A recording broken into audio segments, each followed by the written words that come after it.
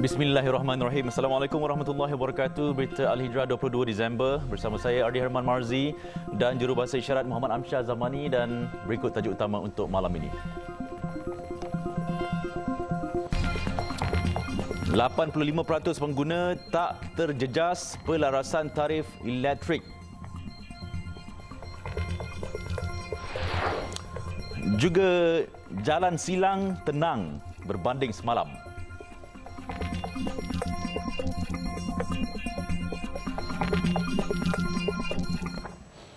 Mulai 1 Januari, 1.2 juta isi rumah dengan bil elektrik RM220 sebulan akan mengalami kenaikan antara 4.2 hingga 6% bil bulanan.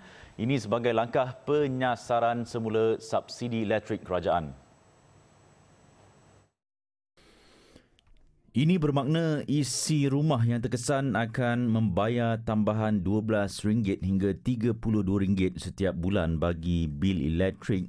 Namun penyasaran semula subsidi elektrik bagi tempoh 1 Januari hingga 30 Jun 2024 di bawah pelaksanaan mekanisme pelepasan kos tidak berimbang ICPT itu akan menyaksikan 85% pengguna domestik di Semenanjung Malaysia tidak terkesan.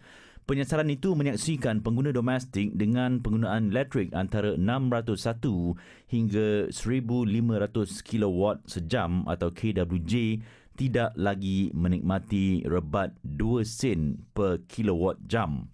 Bagi 7 juta pengguna dengan penggunaan kurang daripada 600 kilowatt jam, tiada perubahan berlaku dengan menyaksikan isi rumah berkenaan masih menikmati rebat 2 sen per kilowatt jam.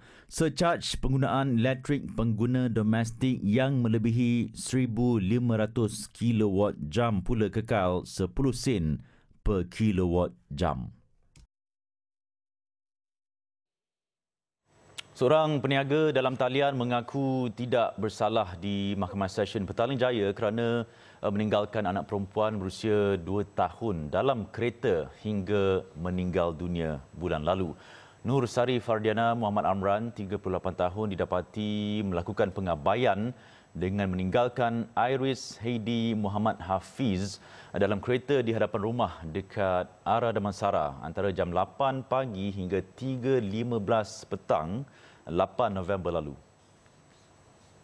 Pendakwaan dibuat mengikut Seksyen 31-1-A Akta Kanak-Kanak 2001. Jika sabit kesalahan, denda tidak lebih RM50,000 atau penjara maksimum 20 tahun atau kedua-duanya. Hakim kemudian membenarkan tertuduh diikat jamin RM7,000 dengan seorang penjamin serta syarat tambahan seperti dicadangkan pendakwaan. Kes akan disebut semula 30 Januari depan. Media melaporkan siasatan polis mendapati wanita berkenaan menghantar 2 anaknya ke sekolah berhampiran sebelum ke tadika berdekatan untuk menghantar mangsa jam 7 pagi pada hari kejadian. Ibu mangsa berhenti sekejap sejurus tiba di tadika untuk menyelesaikan urusan perniagaan dalam talian hingga terlupa menurunkan mangsa di lokasi berkenaan. Wanita itu terus balik ke rumah dan hanya menyedari mangsa berada dalam kereta pada jam 3.15 petang dalam keadaan tidak sedarkan diri. Di Pulau Pinang, seorang operator kilang berdepan hukuman mati selepas didakwa membunuh ibu saudaranya Selasa lepas. Tertuduh Ong Kok Bu, 29 tahun, mengangguk faham semasa pertuduhan dibacakan di Hospital Pulau Pinang HPP jam 12.50 tengah hari tadi. Pertuduhan dibuat di hospital kerana tertuduh masih menerima rawatan di situ. Lelaki tersebut didakwa membunuh Lee Yen Suan, 42 tahun, di hadapan sebuah kedai di Taman Sintat Butterworth jam 10.55 pagi pada 19 Disember lepas. Pendakwaan dibuat mengikut Seksyen 302 Kanun Keseksaan. Tiada jaminan ditawarkan kepada tertuduh dan kes akan disebut semula 25 Mac. Pada Selasa, seorang lelaki bertindak menetak seorang wanita dengan parang dan kejadian berjaya dirakam kamera litar tertutup CCTV sebelum ia tular di media sosial. Kejadian dilaporkan berlaku di Jalan Raja Uda, Butterworth, kira-kira jam 11.10 pagi. Mangsa berusia 42 tahun yang cedera parah akibat tetakan pada bahagian belakang leher dan bahu kiri dikejarkan ke Hospital Seberang Jaya HSJ namun disahkan meninggal dunia pada jam 11.58 pagi. Sementara itu, seorang lelaki berusia 29 tahun dipercayai terlibat dengan jenayah tersebut, bertindak melarikan diri dan cuba membunuh diri dengan terjun ke laut dari jambatan Pulau Pinang namun berjaya diselamatkan orang awam. Jalan silang yang diserbu pasukan Gerak Am PGA semalam lengang dan lebih tenang hari ini. Tinjauan wartawan Abdul Rahman Kunyus yang tadi mendapati keadaan sekitar dilihat lebih selamat tanpa lambakan pendatang asing tanpa izin parti. Ikuti laporan yang disediakan. Selepas 24 jam jalan silang atau mini Dhaka ini diserbu pihak berkuasa, kelihatan warga Bangladesh ataupun parti yang kebiasaannya berada di kawasan ini berkurangan. Dan hasil temubual saya bersama dengan pengguna jalan silang ini, mereka rasa lebih selamat melalui jalan silang ini.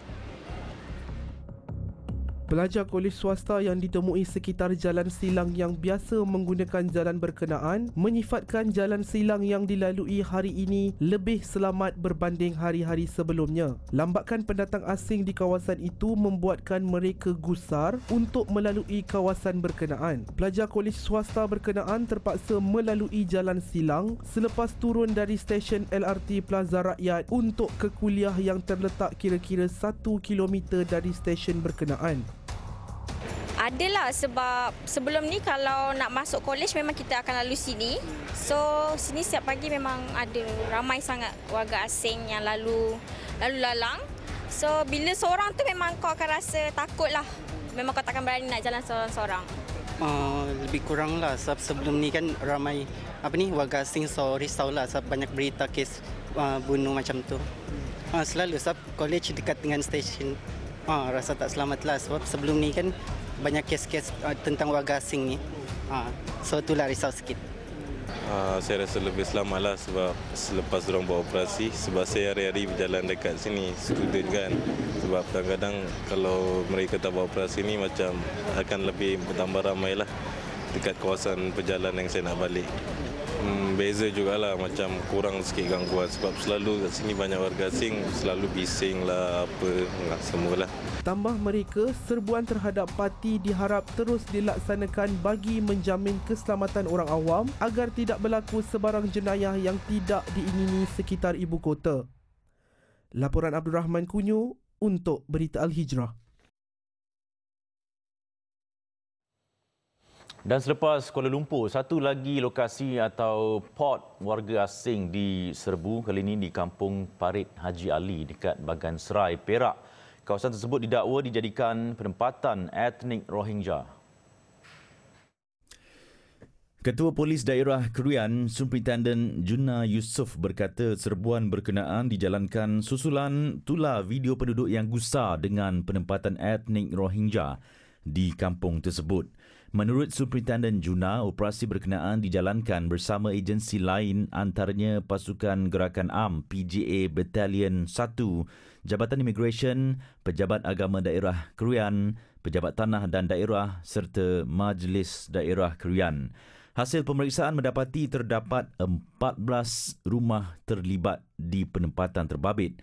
19 warga Myanmar bersama seorang warga tempatan yang berada di situ telah ditahan dalam operasi terbabit dan dibawa ke Ibu Pejabat Polis Daerah IPD Krian untuk pemeriksaan lanjut.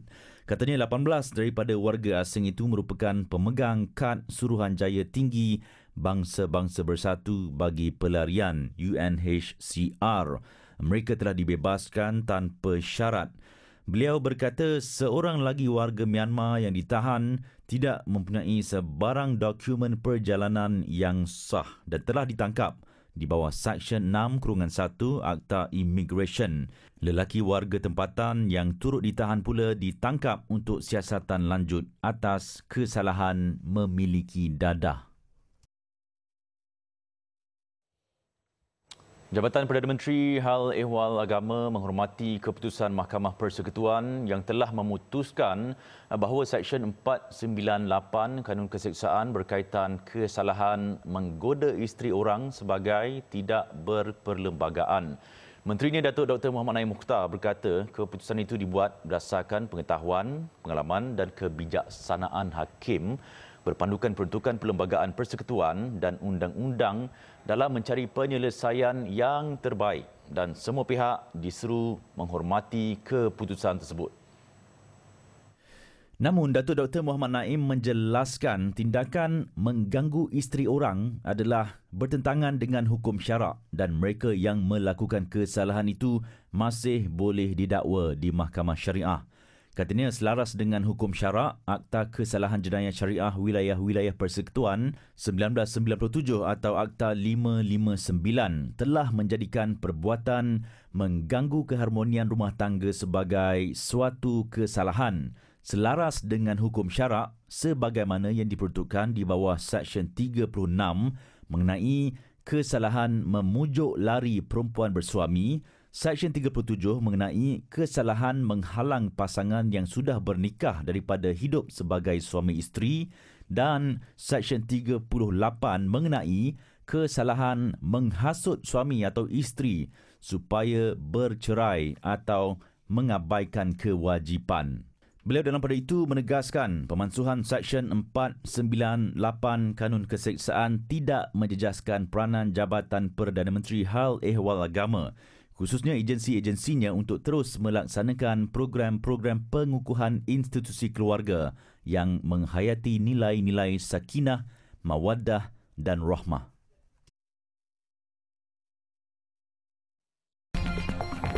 Selepas ini, TV Al-Hijrah ceriakan kanak-kanak mangsa banjir. Masih bersama berita Al-Hijrah, monsun Timur Laut MTL yang bermula November lalu hingga kini menyaksikan negeri pantai timur seperti Kelantan dan Terengganu menerima kesan paling ketara setakat ini. Sejak dari 2019, setiap kali tiba musim tengkujuh, Yayasan Ikhlas pasti akan turun ke lapangan untuk menghulu bantuan bagi meringankan sedikit beban mereka yang terjejas banjir.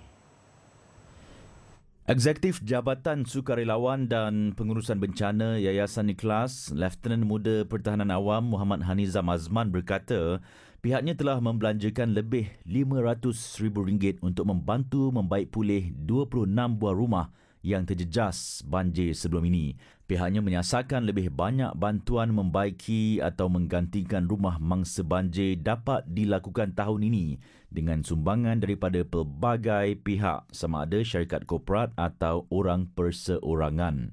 Yayasan Ikhlas juga menerusi Dapur Prihatin telah mengagihkan pak makanan panas kepada 7,000 penduduk terjejas banjir di Kelantan melibatkan daerah Pasir Mas dan Tanah Merah. Selain itu, 500 modul kit MOC yang disediakan menerusi bantuan pakar psikiatri dan duta Yayasan Ikhlas juga turut disediakan setakat ini kepada kanak-kanak di Pusat Pemindahan Sementara PPS sekitar Pasir Mas bagi mengurangkan tekanan emosi akibat musibah yang melanda.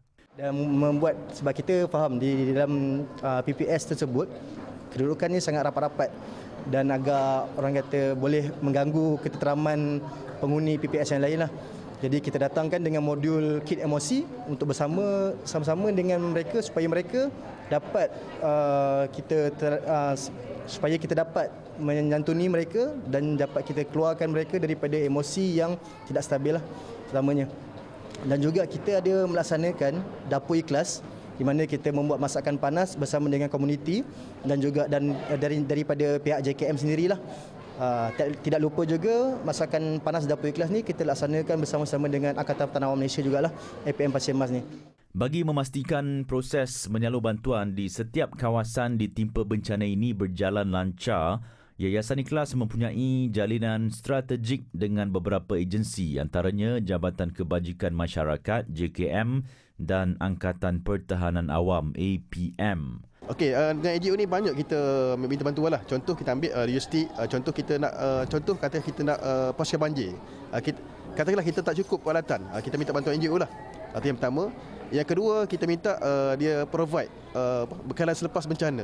Katakanlah rumah ni total loss, tak ada apa-apa, kita mungkin APM tak mampu, kita menggunakan kita punya link ni lah untuk membuka peluang kepada NGO-NGO di luar sana untuk bantu APM ataupun agensi ataupun Antara bantuan lain yang diagihkan oleh Yayasan Ikhlas kepada mangsa banjir ialah bantuan keperluan asas yang mengandungi kit penjagaan kebersihan diri bagi memastikan keselesaan mereka yang terjejas banjir.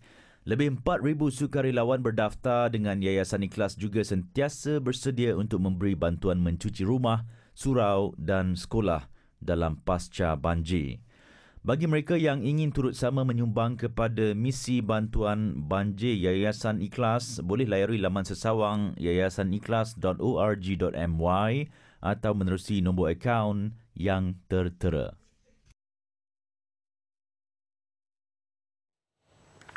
Di Terengganu, simpati dengan nasib mangsa banjir dan golongan kurang berkemampuan, TV Al-Hijrah melalui kempen Tanggungjawab Sosial Korporat CSR Hijrah Prihatin tampil menghulurkan bantuan barangan persekolahan kepada 200 kanak-kanak terpilih di sekitar Kampung Sena Rendang di Marang. Program yang dilaksanakan bersama dua rakan strategik TV Al-Hijrah, Pertubuhan Bukan Kerajaan NGO, Yayasan Ikhlas dan Yayasan Mihrab itu menyumbang beg sekolah, alat tulis dan perkakas persekolahan lain. Ketua Unit Integrasi Media TV Al-Hijrah, Ainur Mahdiah Zahra Abdullah berkata, para penerima terdiri daripada kanak-kanak sekolah rendah dari Kampung Sena Rendang, Kampung Surau Haji Yaakob dan Surau Haji Mat Zain. Mereka terdiri daripada keluarga B40 dan mangsa yang terkesan dengan banjir yang melanda Terengganu baru-baru ini. Jadi kita bersama dengan kedua-dua rakan strategik ini telah bersama-sama dalam beberapa siri Hijrah Prihatin pada tahun ini, dan Alhamdulillah pada hujung tahun ini kita tahu sahabat-sahabat saudara mara kita di Pantai Timur memang selalu terkesan terjejas dengan banjir. Makanya kita pada hujung tahun ini kita memang mengambil kesempatan ini untuk membantu mangsa-mangsa banjir di Pantai Timur. Sementara itu, Eksekutif Sukarelawan dan Pengurusan Bencana Yayasan Ikhlas Muhammad Hanizam Azman berkata, pertubuhannya sebelum ini telah berkunjung ke Kampung Sena Rendang menyantuni mangsa-mangsa banjir di sana melalui pelbagai program termasuk masakan panas Dapur Ikhlas. Sehubungan itu, beliau berharap akan lebih banyak lagi kolaborasi Yayasan Ikhlas bersama TV Al-Hijrah dapat dilakukan pada masa akan datang agar lebih ramai golongan yang memerlukan dapat dibantu. Kami mengharapkan lebih banyak lagi pada masa akan datang supaya kita dapat lebih banyak ruang dan peluang untuk berkolaborasi bersama dengan Hijrah Prihatin, insya-Allah, supaya kita dapat membantu lebih ramai lagi asnaf-asnaf ataupun mangsa-mangsa banjir yang di luar sana yang memerlukan bantuan. Insya-Allah kami di Yayasan Ikhlas berlapang dada untuk bersama dengan Hijrah Prihatin untuk membantu masyarakat setempat. Manakala itu, Duta Yayasan Mihrab, Nazri Abbas berkata selain kelengkapan persekolahan buat kanak-kanak, program Hijrah Prihatin turut menyumbang barangan kesihatan dan 5 set kelengkapan pengurusan jenazah untuk kegunaan masjid-masjid di sekitar kampung. Dan juga kepada 200 lebih penerima sumbangan itu juga kita dah bagi peralatan dalam bantuan kesihatan dan juga set pengurusan jenazah untuk memudahkan semasa pengurusan kematian lah. Dan moga-moga untuk yang 200 penerima ini mendapat manfaat, insya-Allah.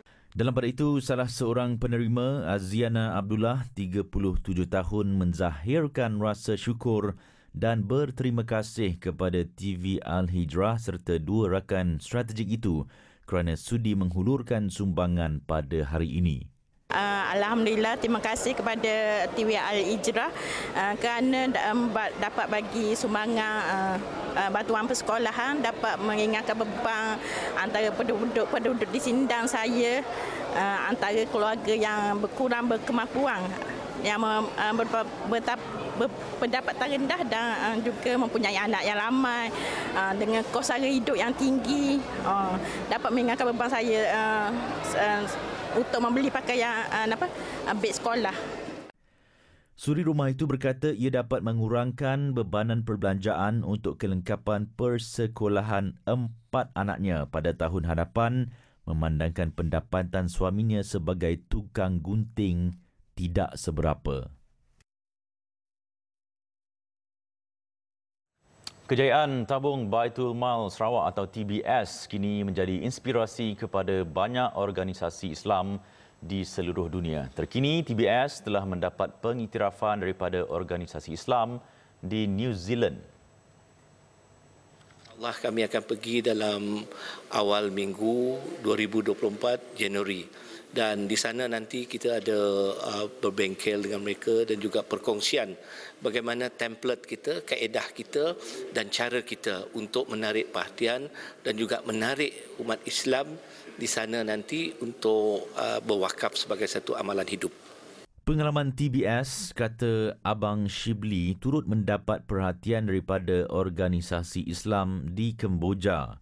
Bersyukur dengan kejayaan dan pengiktirafan itu, Abang Shibli berkata pihaknya terbuka kepada mana-mana pihak untuk berkongsi kaedah pengurusan Baitul Mal yang berhemah, terutamanya berkongsi pengalaman menguruskan sistem Baitul Mal di negara atau negeri yang penduduk Islamnya adalah minoriti. Abang Shibli berkata demikian ketika menerima kunjungan delegasi TV Al-Hijrah di pejabatnya di Kuching. Jurubahasa isyarat Berita Al-Hijrah Amin Zuhaili Mansur, 33 tahun, selamat bergelar suami kepada pasangannya Azirah Abdul Rahman.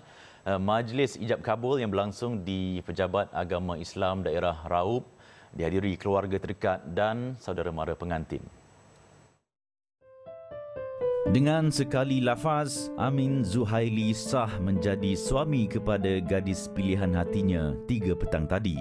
Mereka dinikahkan abang pengantin perempuan Muhammad Khairul Izwan Abdul Rahman dan disahkan penolong pendaftar nikah, cerai dan rujuk Jabatan Agama Islam Daerah Raub Muhammad Razun Muhammad Nordin.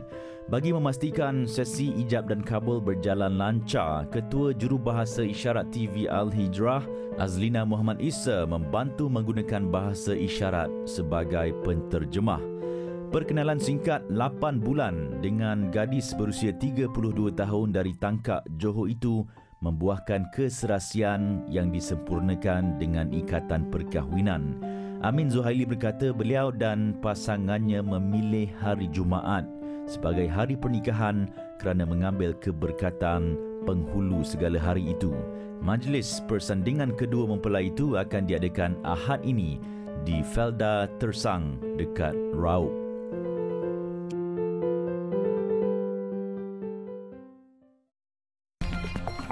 Selepas ini, suhu sejuk melampau membunuh bayi Syria. Keadaan kemah yang usang dan tidak dilengkapi bahan pemanas antara faktor yang menyumbang kepada kematian sekitar 15 hingga 20 nyawa bayi dalam tempoh setahun.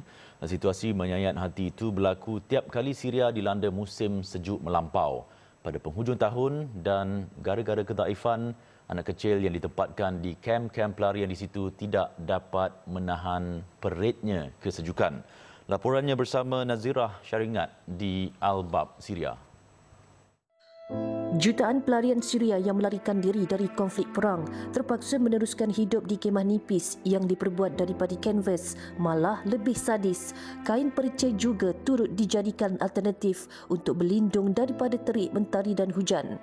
Ketika ini cuaca di Syria sekitar 6 hingga 11 darjah Celsius dan suhu dijangka mencecah paras beku dalam tempoh beberapa minggu lagi. Ia meletakkan nyawa bayi dan kanak-kanak dalam risiko jika penempatan pelarian terus dibiarkan sebegini rupa. Ketika mendedahkan insiden memilukan itu, Pegawai Perhubungan Awam Atta Foundation Muhammad Salahuddin Abdul Latif berkata, sebagai solusi jangka panjang buat pelarian yang telah menetap di Kemah Usang selama hampir 10 tahun, pihaknya membangunkan projek perumahan kekal di atas tanah wakaf di utara Syria dengan setiap unit berharga sekitar RM15,000. Sure, the housing unit protect the family from different aspects of the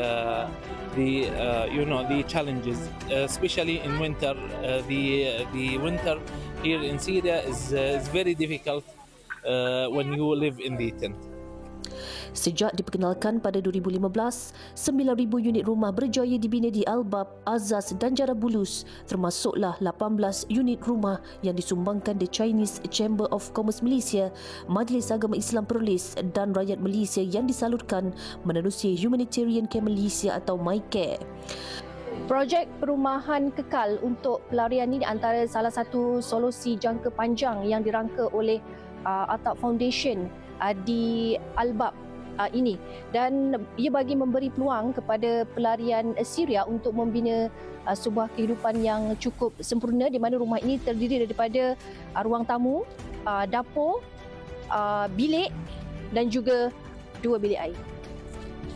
Mengenang nasib kira-kira 1 juta lagi pelarian yang masih menetap di kemah, bantuan bahan bakar turut disalurkan bagi memberi sedikit kehangatan kepada mereka. Kalau kita lihat bahawa sistem pemanas agak simple, agak kata orang tu tidak moden langsung lah. Hanya perlu bahan api untuk dibakar dan haba keluar daripada sistem ini untuk memanaskan ruang ini. Oleh kerana harga minyak yang mencecah $120 bagi 1 galen, pelarian terpaksa menggunakan kayu, hampas pokok, plastik dan daun kering sebagai bahan bakar. Laporan Nazira Syaringat bersama juru kamera dalam Yaqub, Al-Bab, Syria. Sementara itu, lebih 200 penghuni di kem pelarian di Al-Bab menikmati hidangan istimewa nasi Arab yang disajikan bersama daging kibas. Sejenis itu diagih bagi menyempurnakan ibadah akikah rakyat Malaysia yang diamanahkan kepada Humanitarian Care Malaysia, MyCare dan Econsif di Syria. Program akikah di negara bergolak antara inisiatif MyCare dan Econsif sejak tahun lepas bagi mempelbagaikan usaha membantu rakyat Syria yang benar-benar memerlukan. Kita ada wakil Atta di Syria ni untuk melaksanakan sepanjang tahun. Di samping itu kita ada program korban, yang mana setiap kali korban pun kita insya-Allah melaksanakan program korban dan juga akikah yang biasanya melibatkan lebih 20 negara. Harga kibas yang agak mahal di Syria iaitu mencecah sekitar RM1,400 menyebabkan mereka jarang menjamah hidangan istimewa itu, dan ibadah akikah memberi peluang kepada mereka untuk menikmati kelazatannya. Kalau nak akikah tu rasanya lebih sesuai buat di Syria, sebab untuk menjamu kambing tu bukan orang kata ialah sebab macam menu mewah lah kepada mereka. Beg nasi Arab ini diurus secara telus dan diagih dari rumah ke rumah mengikut rekod penerima yang diselaraskan oleh badan NGO atau foundation.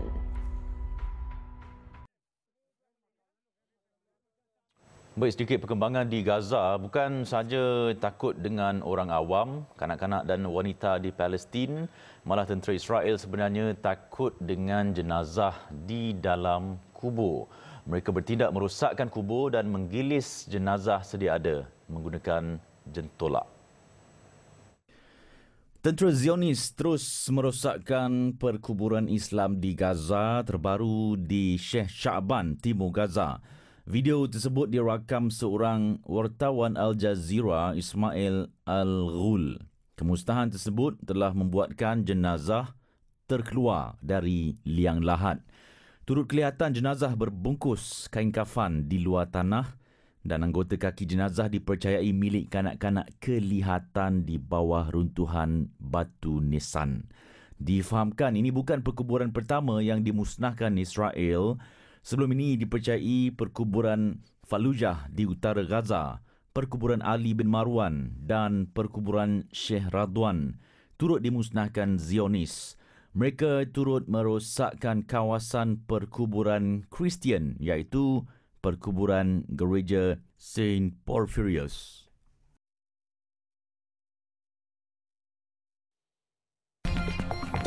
Selepas ini, keuntungan Daihatsu Motor terjejas 8% 2024.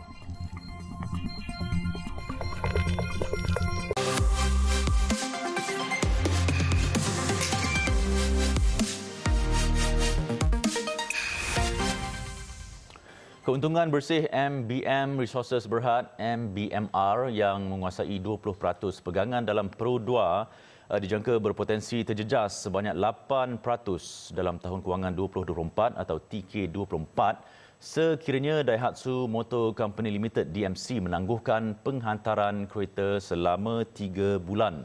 Menurut AM Investment Bank, keadaan tersebut diburukkan lagi dengan persepsi negatif pengguna terhadap Pro 2 yang boleh menjejaskan jualan. Jelas bank pelaburan tersebut ia merupakan senario terburuk bagi mereka. Namun mereka percaya DMC tidak akan menggantung penghantaran kenderaan lebih dari 2 bulan.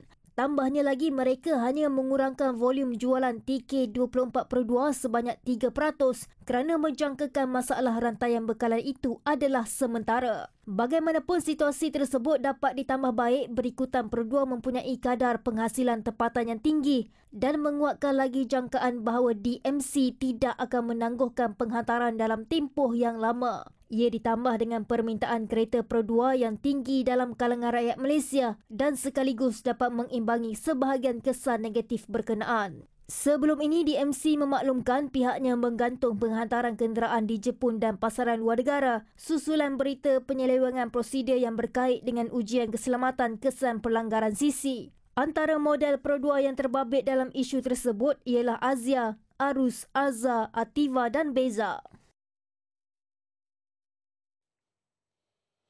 Laporan itu mengakhiri berita Al-Hijrah malam ini. Saya Ardi Herman dan Jurubahasa Isyarat Amsyah Zamani. Satukan ummah dengan ilmu bagi memperkasa Malaysia Madani. Assalamualaikum warahmatullahi wabarakatuh dan selamat malam.